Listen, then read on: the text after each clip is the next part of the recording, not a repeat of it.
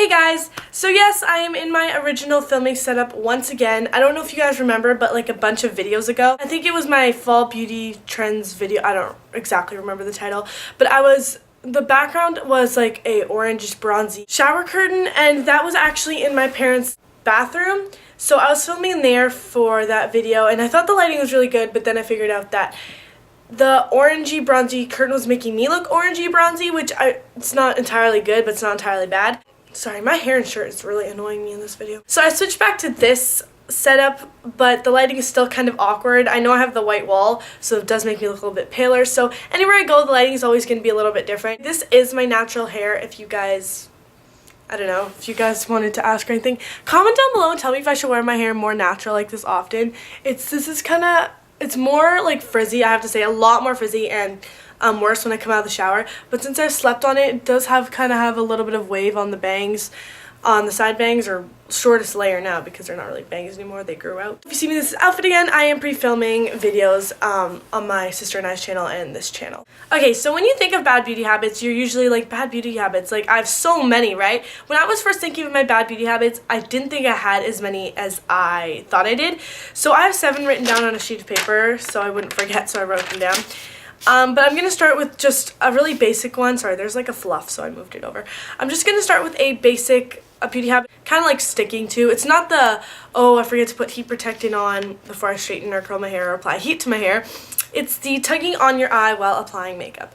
And this is a really general statement because you're always kind of tugging on your eye when you're applying bases or primers or even shadows sometimes, it just depends. When I usually start tugging on my eye is when there's a really thick concealer that I have or I'm using, or a base and it's just not blending in the way I want it to, or a primer. Usually my primer, the one I'm using currently or at the moment, is my Urban Decay Primer Potion, which is really creamy and good, so I don't have a problem at all, you know, like blending it and stuff because it's really creamy. I really like the formalization of that. So tugging on my eye while applying makeup is essential because I always found myself tugging on my eye, even if I am using the ring finger, which people are saying is your fourth or whatever ring finger, engagement finger, whatever. It applies the least pressure to your eye, which is great, but I still feel, even if I'm using the finger, I still, that sounds funny, even though I'm using the finger, I feel like even if I am using the finger, I still am applying tons of pressure, and I feel like in the future I still will have premature wrinkles. Also, if you wanted to know, this lighting is horrible, I know, but I'm wearing OPI's Bubble Bath on my nails, and I just purchased this recently, like a few weeks ago, and I love it, and it's been staying on for a good hardcore like 5 days, which 5 to 7 days. Sorry, I did this because I have fluff on my hand. So the next one is remember to wear and apply sunscreen, and this is an essential for everyone. If you guys didn't know already that if you don't wear sunscreen, I think it can cause cancer. I don't know the exact type or anything, but yes, it can cause cancer. Most people think that just applying it in the summer is good enough, and sometimes even in the summer they're like, oh, it's hot out, I really don't think I'll get burned, because I usually don't, when in some cases you just do. And I've had so many of those situations in the summer where I'm like, yeah, I don't get burned often. Usually some of my fair-skinned friends, like paler friends, one of my friends at school, she's quite fair herself, and she was trying to get a nice tan last summer, which she tried to achieve, and it did turn out decent, but the thing was, she was I guess out in the sun, not even for that long, and she still got burnt, and that's only because she didn't apply, sometimes, and usually she does apply sunscreen, so it doesn't always work or help, but most of the time it does. You can get sunscreen with the SPF of 30, SPF 50, SPF 15, there's all types, there's kids, there's adults, there's whatever. Even apply it in the winter. I know that sounds crazy, but even though the sun's not out, it still is shining even though you do not see it. I've learned that because I ski in the winter, if you guys didn't already know that, and sometimes when it's sunny outside, I do get like red burns right here. I'm starting to wear like ski goggles.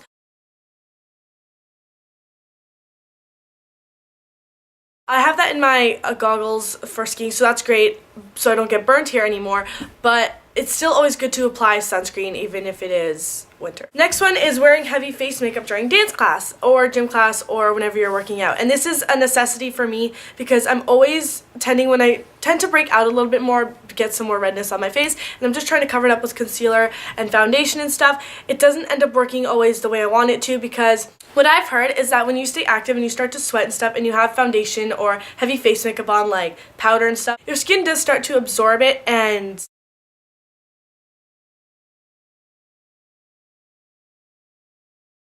take in and soak up, and like it closes your pores more. It doesn't let them to breathe as much.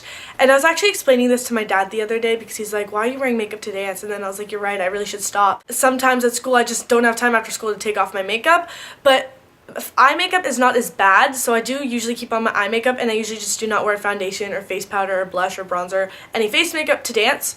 And I'm starting to be better with that beauty habit, so I wear them on days I don't have dance, like Tuesdays or the weekends or when I'm going out with my friends. Next is stop picking / peeling off my nail polish, and that I have recently just started to do. I wasn't always a picker, peeler, nail polish person. I know that kind of sounds weird. Starting to pick off my nail polish, it's not even like a nervous habit. It's just like when I have nothing to do, or I always have to find something to do when I'm sitting still. I'm either like cracking my neck and wrist. Not like you can hear it cracking, but like it's just not a nervous habit. It's just I have to be doing something with my hands or something with my body while I'm sitting still. And I know that sounds really weird, but I'm starting to pick off my nail polish, and that's not the greatest for you, I've got to say. Trying to stop, which is I'm doing decent at. Also, the next one, this isn't really a beauty habit as much. Well, I guess you can count it as a beauty habit, but also cracking your wrist, knuckles, joints, body parts, I don't know, anything on your body.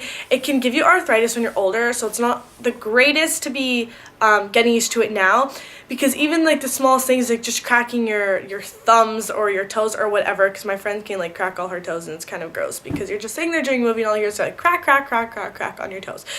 I know, it's gross, and it's not always the greatest either.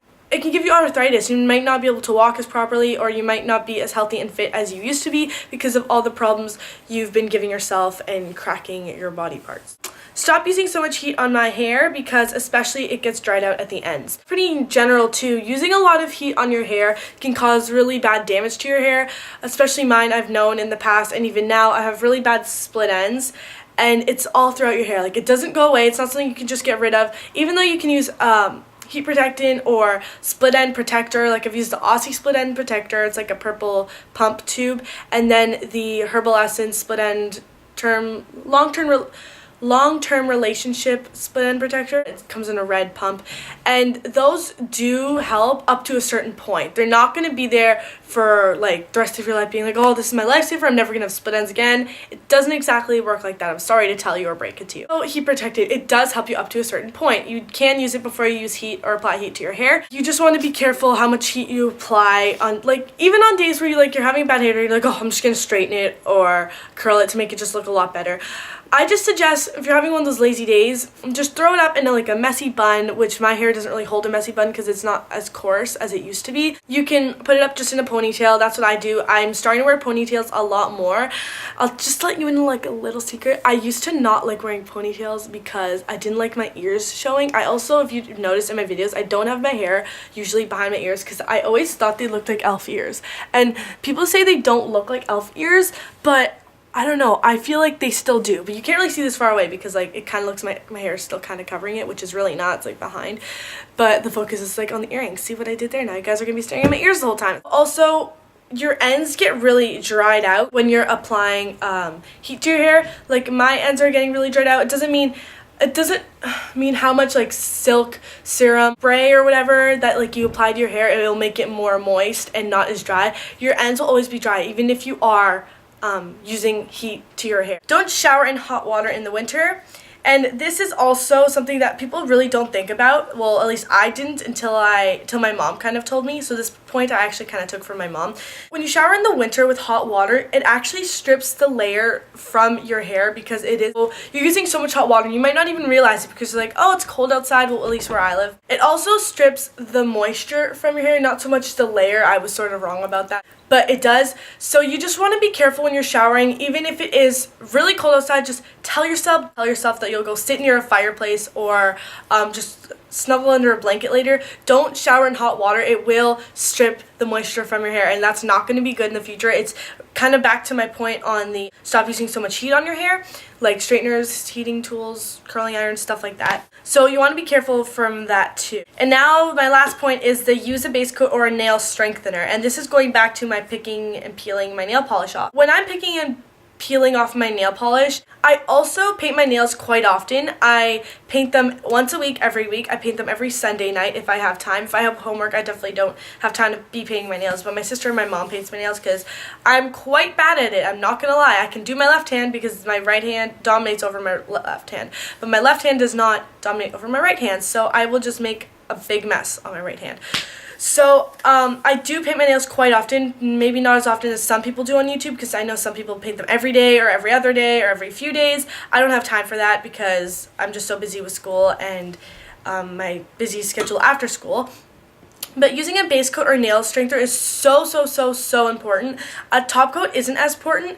Top coat is nice just to give you a little bit more shine. I mean, it can be a pro and con at times, but the nail strengthener or the bottom coat is such an important step. I don't think a bottom coat is as important as a nail strengthener, just because my nails, you cannot see them because they're painted, which kind of sucks because I was going to show you, but they're starting to peel underneath and they're starting to become like cracky and not as strong as they used to be, like the nail individual by itself. So using a nail strengthener, I will just show you one. Can you give me that OPI one? But how do I show that in the video? I'm just going to show you which one I'm using. It doesn't matter if it's yours. No, because I'm going to show that in the video. It's mine. I paid for it. Then you're not using my Orly nail polish anymore. It's going to help up to a point, just like the heat protectant and split end protector and for your hair and stuff like that. So you just got to be cautious and careful of what you're using and how much you're using of it. So I hope this video helped you guys and made you think twice about your bad beauty habits, or something maybe you thought of while you're watching the video, like, oh my god, I'm tugging my eye while I'm applying makeup. And yes, it can be bad, but I mean, we all do it. All of us that apply makeup, I mean, I do. So I hope you guys enjoyed this video. Thank you for watching. Remember to comment down below. Remember to leave me a comment down below and tell me a bad beauty habit that you are trying to break or that you should be trying to break. Or just leave a general comment about the video or anything else. So I hope you guys enjoyed for the third time, and thanks for watching. I'll see you in my next video. Bye, guys.